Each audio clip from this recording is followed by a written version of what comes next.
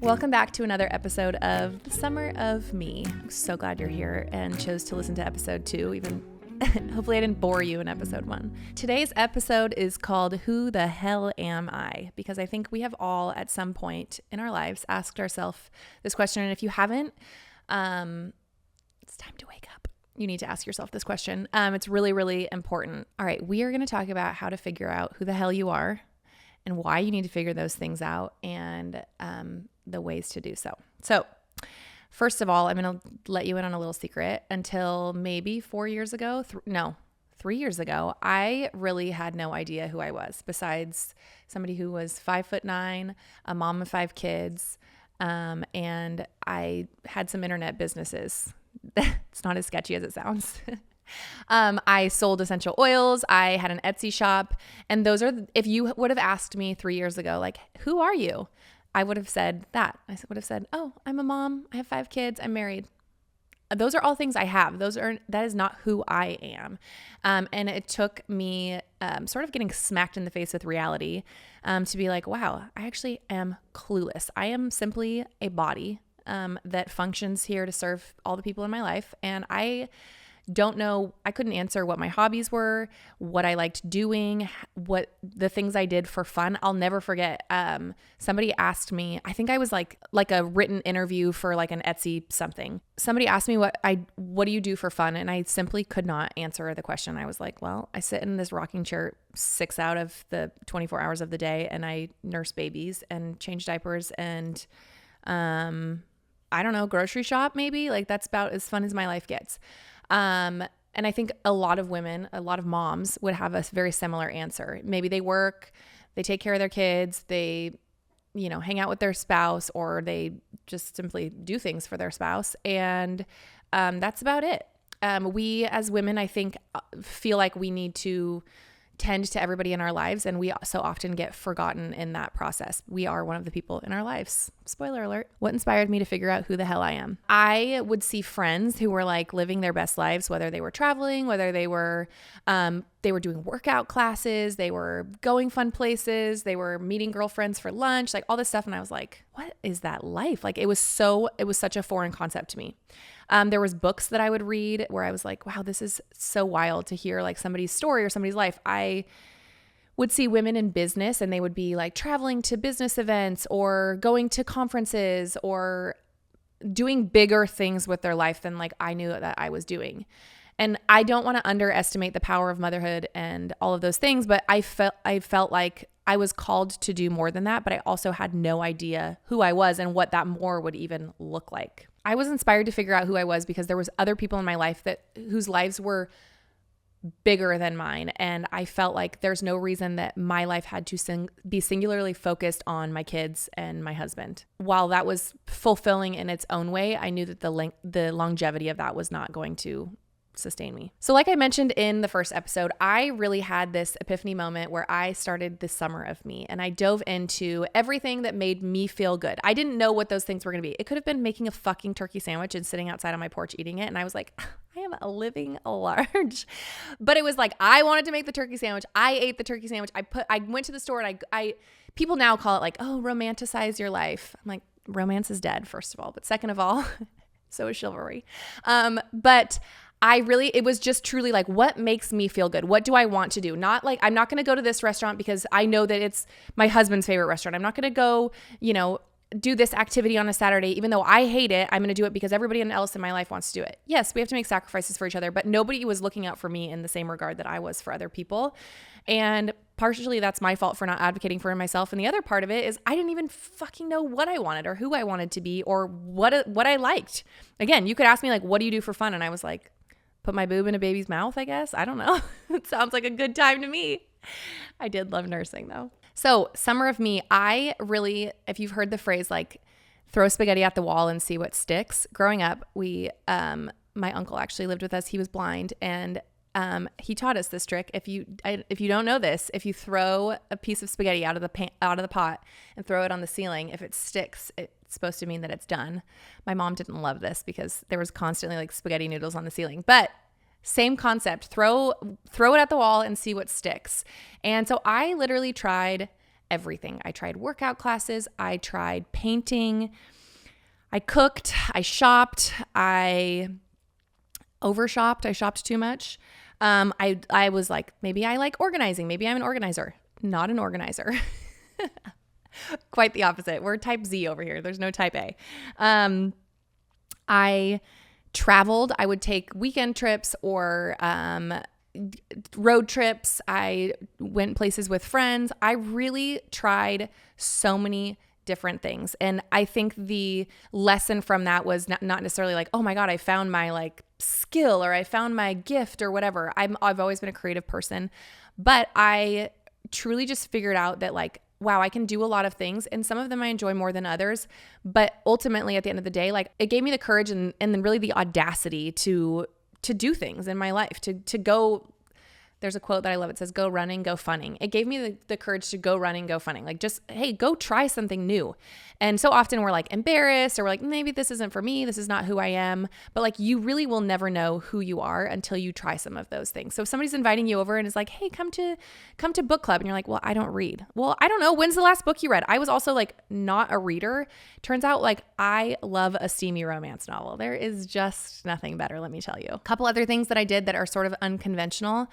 I grieved. I think so often we try to figure out like what's fun or what's exciting in our lives to mask something bigger. And I was going through so much pain after divorce or during, this was actually partially during, this is a lifelong thing, by the way, during, after, before, all of it. But I had to grieve the loss of the life that I thought that I was going to have. You marry somebody and you think like, this is going to be my future. This is going to be, we're going to grow old together. We're going to vacation. We're going to go to our kids' weddings, all this stuff. And you have to, there's a grief process that I had to go through. And whether that's, a divorce for you or some other life event that maybe you're ignoring. And so you're trying to mask by like, just like doing all of these things that feel unfulfilling. Sometimes we have to go down to the root of like why we're feeling unfulfilled. So I grieved. I wrote a lot. I have pages and pages of journals, and I actually ended up typing more than I wrote because my thoughts were too fast for my hands. Turns out my brain is an overfunctioner, even at 3 a.m. So I wrote a lot. And one of the things, one of my very, very favorite quotes is, if you're not writing it down or saying it out loud, you're carrying it, and that gets heavy really fast. And so for me, I didn't have a lot of friends at that time. I didn't have a lot of people that I trusted. And so my way of doing so was writing things. And I'm so grateful that I took the time in that process to write because I learned so much about myself, but I also have been able to go reference, like, not only like, holy shit, I've come a long way. I was really in a dark place. But also I know where I came from and I can see like the evolution of who I am today. And it's certainly not a finished job. There's still like a lot of questions. I'm like, wait, who am I? Like, what is this? I don't really like this. Do I like, but again, this is a lifelong kind of process of finding yourself. And I think the more we're committed to doing it day in and day out with or without a partner, the better we get at it and the quicker we can come to realizations about ourselves. There is so much power in this process, but you have to give yourself permission to reinvent. I looked at myself and I was like, I am a mom. I am a wife. I am educated. I am modest. I am put together. I am, a lot of people would be like, you're a super mom. You have 5 kids and you stay home and run a business and all these things. I didn't really want to be that person. I wanted to be like wild and free and spunky and chaotic and artistic. And I was like, that's everybody else was comfortable with me being that person. And I frankly was really comfortable with myself being that person, but deep down, that's not who I wanted to be. And it's not who I truly am at my core. I am like a weirdo, like artistic, kind of like quirky person who kind of, like I said, I've said this in my previous episode, I had like a bad girl inside of me where I was like, you guys, I got an LFG tattoo. It means let's fucking go. But if you ever see my kids, they think it means live for God. No, my kids, my kids have come up with a lot of options. Little farting goblins was their favorite for a long time, but they just I tell them it's let's freaking go.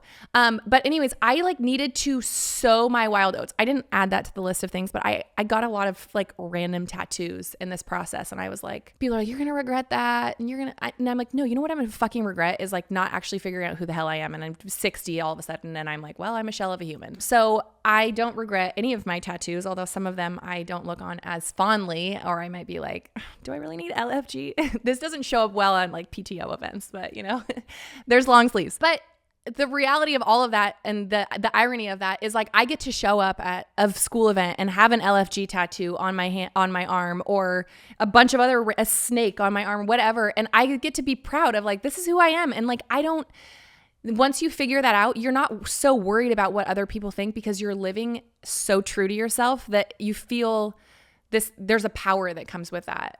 So anyways, my therapist gave me this list of questions when I was going through this process. And I will say it 1,000 times on this podcast, but I really cannot recommend therapy enough. I will probably parlay a lot of things I've learned in therapy into this. So you're welcome for free therapy. You can Venmo me. I'm just kidding. But really, my therapist gave me this list of questions to ask myself, like to try to figure out like, who are you? Who are you out? Take your kids out of the picture, take your spouse out of the picture, take your house, take your city that you live in. Like, who are you? Have you asked yourself, like, who am I? Wow. You don't get to be a mom because you don't have kids in this scenario. You don't get to be a wife. You don't get to be a business owner. Like, who are you as a person? All right. I'm going to list out the questions that my therapist asked me. They'll also be in the show notes. So if you want to reference them, I highly encourage, AKA I'm forcing you, if you're listening to this podcast, this is your homework, to write these down on a notes app on your phone or in a journal or whatever. And I want you to answer them. And you're going to be hopefully not as amazed as I was, but I was like, holy shit, these are some of the hardest questions I've ever been asked. I don't have answers. And so then goes your journey of like seeking the answers for these. So the questions are, what am I interested in that I haven't tried? What are my strengths and talents? What am I passionate about? What are my personal values? What do I want to be remembered for? This was a really hard one for me. I was like, oof, it's not looking great so far. We got some work to do. What do I enjoy doing for fun? This was another one. I was like, fun? People have fun? Like I could not, I literally for the life of me, I was like, I actually don't know what I like to do for fun. I have no idea. Shower? That's like a great activity. What topics make me the most angry?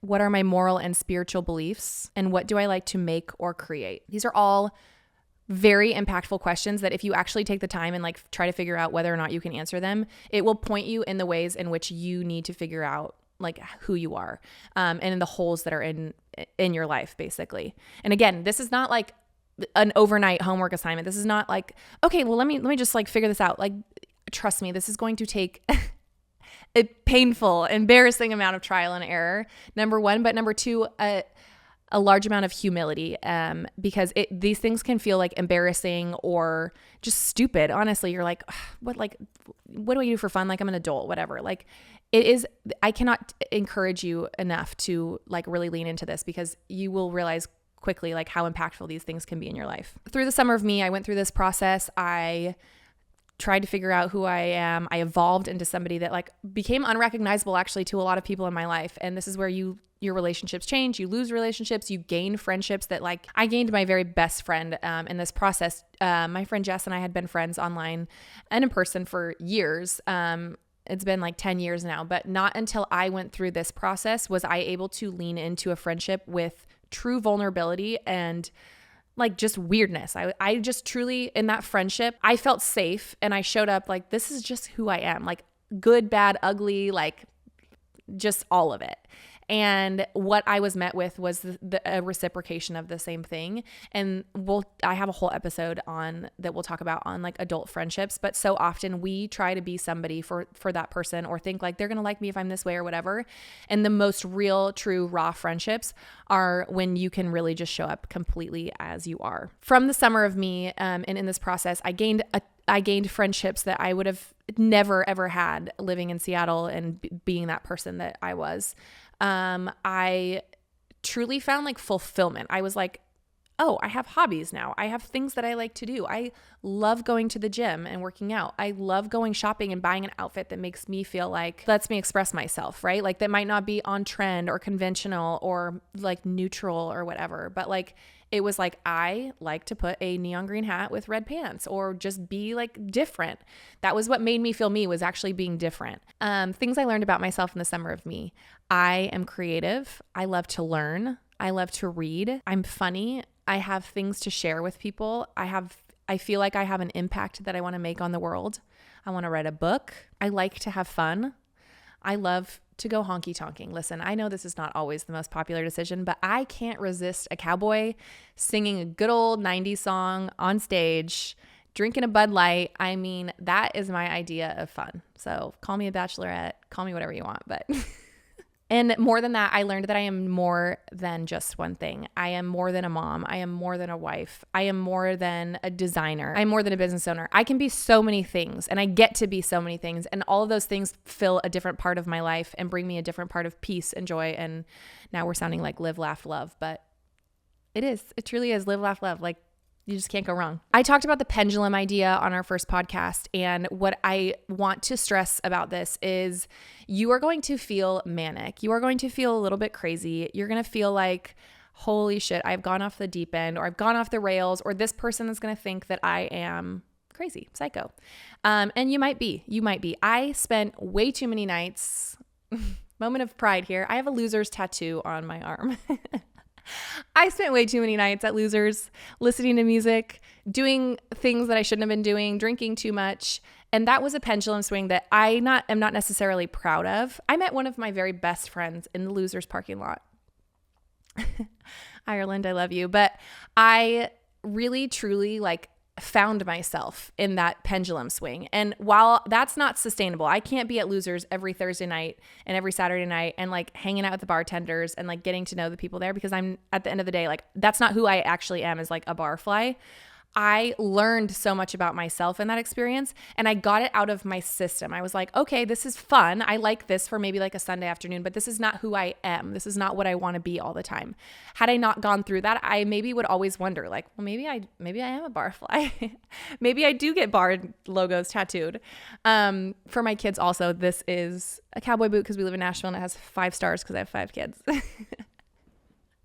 So many double entendres out here. Anyways, I love my Losers tattoo because it reminds me of a really chaotic, fun time in my life. Is this who I am in general? No, I will not be getting a tin roof tattoo, although they do have the most elite chicken strips. So where I'm at now in this process, and where I think ultimately the goal is to get to a place. And again, to reiterate, this is not an overnight thing. This is not oh, I figured out who I am now, because you're going to continue to change. The goal is that you grow and we evolve and we become as we learn things about ourselves and as we meet people. And I anticipate, when I find the next person that, I'm going to spend my life with, hopefully, knock on wood, that I'm going to change too. And I'm going to find interests in the things that they find interest in or whatever. But where I'm at right now is I am fully capable of asking myself, what do I want in this moment or in this situation or in this time? And I'm able to answer it.